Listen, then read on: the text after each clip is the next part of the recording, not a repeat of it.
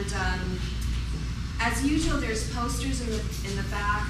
I don't know if people looked at the Facebook invite, but the poster, I sent out an image on that invite, not the other invite, but they're beautiful posters designed by my friend George Percari, and they're for sale for $25.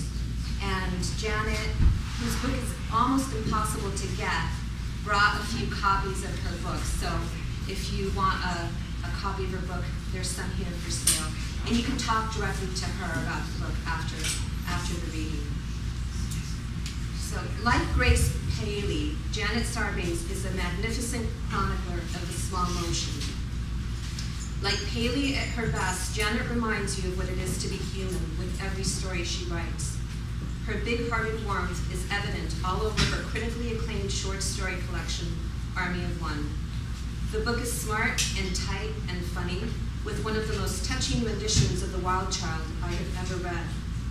There are also sad lovers, some of them aliens, tumbleweed chasing conceptual artists, and a woman who hides from the world in a bunker without knowing that this is what she is doing. And through it all of her female characters strive to make the world a better place. Janet is currently working on a book about the role of aesthetic practice in social formation, which tackles subjects as diverse as Shaker gift songs, Fluxus pedagogy, and contemporary artist collectives. She is also finishing a novel entitled This Land, The Adventures of a President's Daughter. She teaches fiction, narrative theory, and cultural studies in the MFA writing program at the School of Critical Studies at CalArts. Thank you. Janet.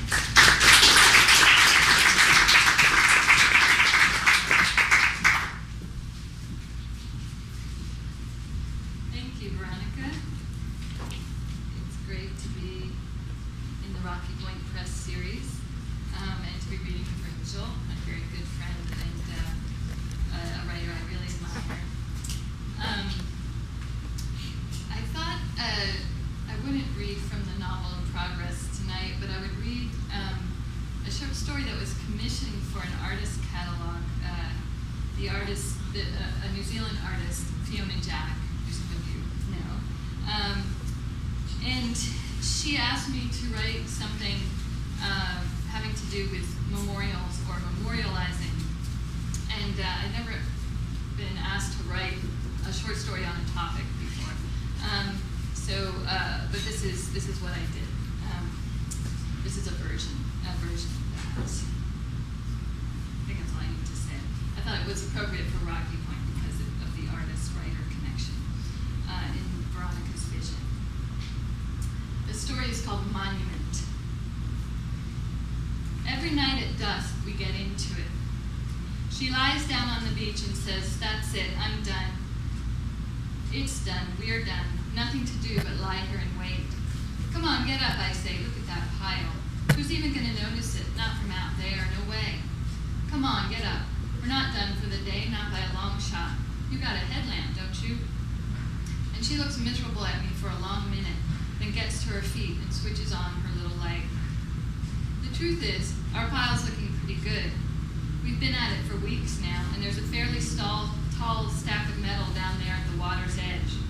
But it's still not tall enough to be seen when the sun's not out, and you can't bet on their sailing by when it's sunny. Actually, you can bet on their not sailing by when it's sunny, because it's not sunny most of the time. Most of the time it's rain we're dealing with, a dirty seeping rain that stings the hands and face.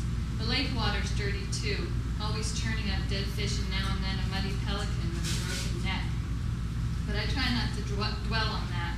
I keep my mind on the pile. "Even if they do see it," she grumbles, dusting the sand off her snow pants. "Even if the sun's out and it catches it just right, so what? They're not going to stop." This is another sticking point with my wife and me. Say that guy was right who passed through here, the old hippie with the poncho and stringy beard who kept smiling at her like she was single. Say the rumor's true and rich people really are taking luxury cruises around the Great Lakes to gawk at the destruction. She has a hard time believing they might come ashore to inspect the pile, hear our story, and take us away with them. "Don't want their pity anyway," she says. "Why does it always come down to that? People like us begging for help from people like them. Selfish bastards. Goddamn selfish bastards." Well, they're not going to invite you onto their yacht with that mouth on them, I say. We get in the golf cart where we'll sleep later up on the boardwalk and drive back to town, back to the auto parts store, which is to say back to where the auto parts store used to be. It's been our best find so far besides the electronics emporium. We've been digging up mufflers and tailpipes for the past couple days. Before all this began, back when metal detecting was just a hobby, we used to go out looking for small special things: wedding rings, fob watches, Indian head cents, buffalo nickels, barber dimes. Things you could sell or hold on to till you had to sell, things of value. But now it's volume we're after. Volume and weatherability and shine. She sniffs and says, we've already dug up all over that auto parts store, but she scoops up a handful of colored golf tees and drops them in the pocket of her rubber apron. Then she zips up her inside parka and her outside parka against the wind, pulls on her ski gloves, yanks her Obama baseball cap down over her eyes, and arranges the mosquito netting around her face. She suffers from the cold and the bugs. When the golf cart takes a turn and she slides into me, I can feel her little body under all that padding, and it stirs me and makes me mad all over again at our situation. There's still plenty of parts in the ground if we can get to them, I say roughly. Got to be a side view mirror or 2 or 4. She gives me a sharp look, then looks away. I know she wants to go back to the bandstand. That's her favorite spot, always was. Used to be for the things that fell out of people's pockets when they were lounging on the grass.